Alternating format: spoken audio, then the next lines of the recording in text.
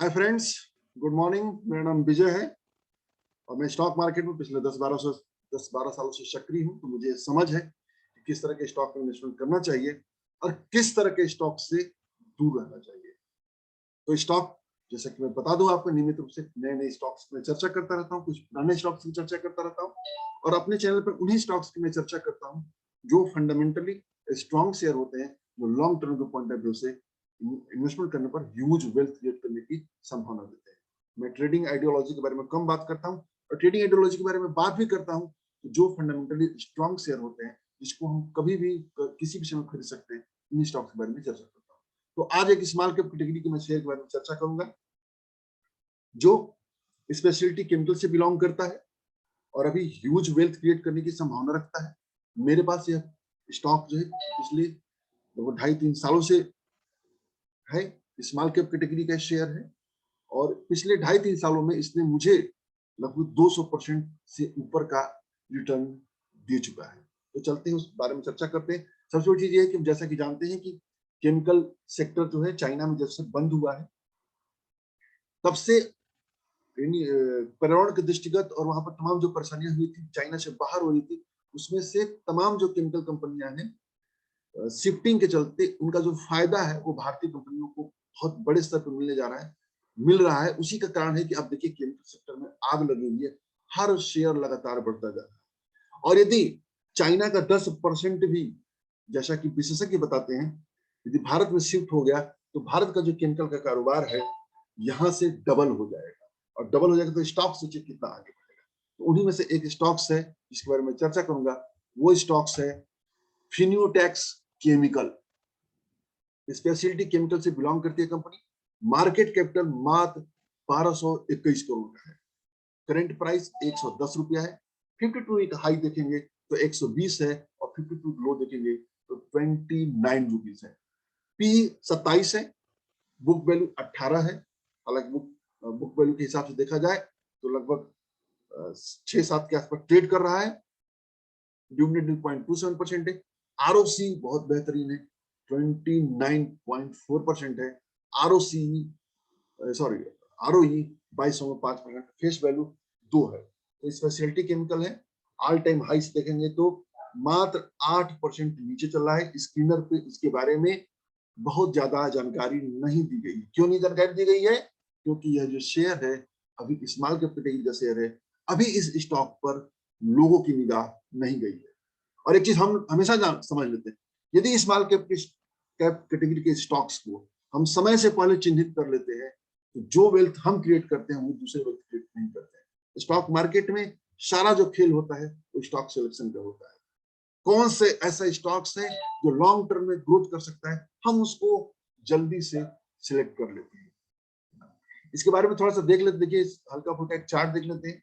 Maximum हम chart देखेंगे screen की साइड पर हल्का, हालांकि चार्ट से बहुत ज्यादा आइडिया नहीं मिलता है स्क्रीन की साइड से, लेकिन फिर भी एक रफ आइडिया मिल सकता है। तो आप देखिए, तो यहाँ से भी आप सीधे लाइन खींच दीजिए, यह कंपनी लगातार नई ऊंचाइयों की तरफ जा रही है।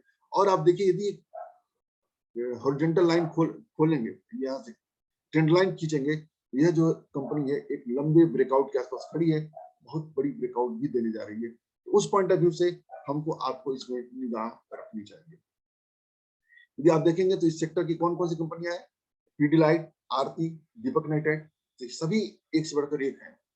Tata chemical, Linde India, Alkyl Amines, Navin fluorine और फिनोटेक्स केमिकल।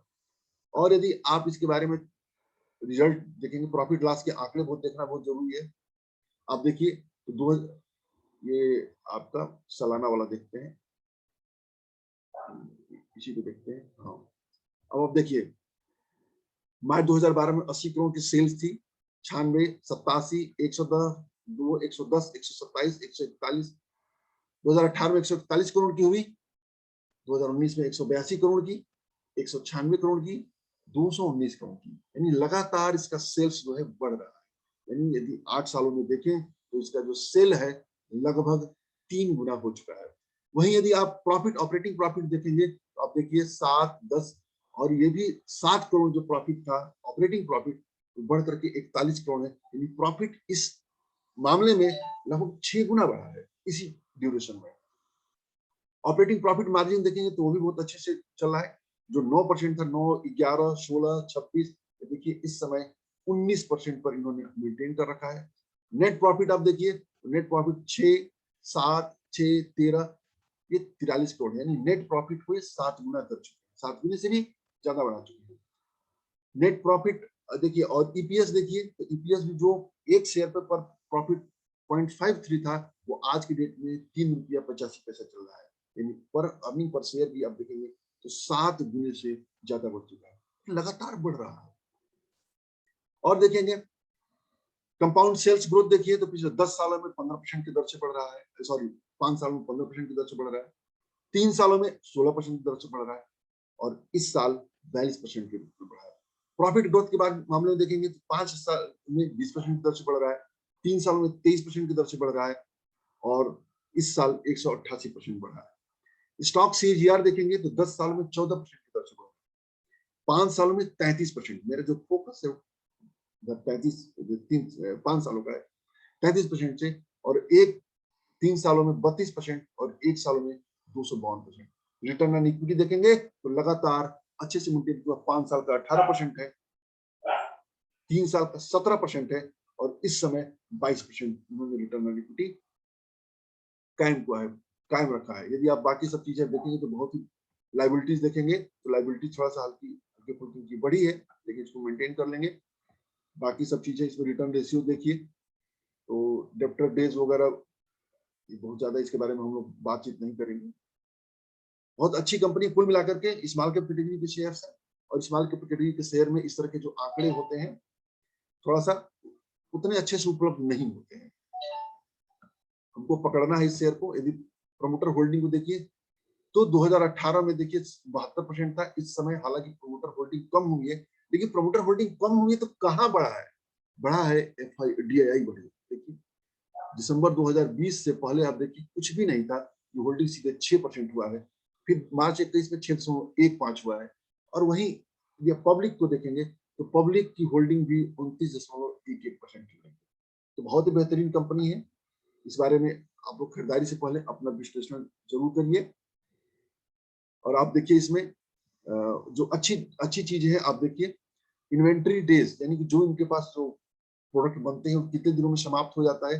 तो अब आप देखिए विगत कुछ सालों में देखिए 2018 में 70 दिनों में इनकी इन्वेंट्री खत्म हो रही थी, सॉरी 97 डेज में, अब 84 दिन है, 66 दिन है, यानी इन्वेंट्री डेज जो है कम हो रहा है।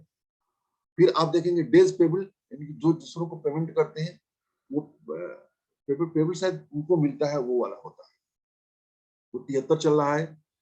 कैश कन्वर्जन, इसके बारे में मुझे बहुत ज्यादा नॉलेज नहीं है, इतना ज्यादा मैं भी नहीं ध्यान देता हूँ इस स्टॉक्स के बारे में। कुल मिलाकर मुझे ऐसा लगा कि बिजनेस बहुत अच्छा है। इसके बारे में आप लोग देखिए, थोड़ा सा इसके हम साइट के बारे में चलते हैं। वेबसाइट को देखिए क्या दिखाता है। देखिए वेबसाइट पर हम लोग चले आए, फिनोटेक्स केमिकल का ये वेबसाइट है। अब देखिए किस सेक्टर में काम करते हैं, किस तरह के केमिकल बनाते हैं, अब हमको आपको यहाँ से मिलेगा। प्रोडक्ट में देखिए, चलते प्रोडक्ट में देखिए, टेक्सटाइल केमिकल बनाते हैं, स्पेशलिटी केमिकल बनाते हैं, पब्लिक हेल्थ केमिकल वो भी बनाते हैं, ऑयल एंड गैस के भी क्षेत्र में सक्रिय है, और क्लीनिंग एंड हाइजीन, यानी यह देखा जाए तो कुल 5 इनके सब सेक्टर हैं। Textile chemical, specialty chemical, public health chemical, oil and gas, और cleaning sector. About us company के बारे में थोड़ा सा हम जान लेते हैं। अबाउट कंपनी के बारे में देखिए, जानिए। किसी भी कंपनी के बारे में हम लोग स्टॉक में इन्वेस्टमेंट से पहले एक बार उसका वेबसाइट व्यू जरूर करना चाहिए। आप देखिए Fineotex is one of the leading manufacturer of chemical for textile construction water treatment, यानी वाटर ट्रीटमेंट बहुत आने वाले समय में वाटर ट्रीटमेंट बहुत ही बेहतरीन सेक्टर होगा। Fertilizer, leather and paint industry. Fineotex manufacture and provide entire range of product, pre-treatment process, dyeing process, printing process, and finishing process for the textile processing to customer across the globe and worldwide in the काम है। Fineotex was established in 1979, आज से लगभग देखा जाए तो 30-32 साल पहले, सॉरी 40 साल के आसपास ये कंपनी स्थापित हुई थी किनके द्वारा? Surendra Tibrewala was incorporated as a public limited company in 2007 में public limited company हुई है।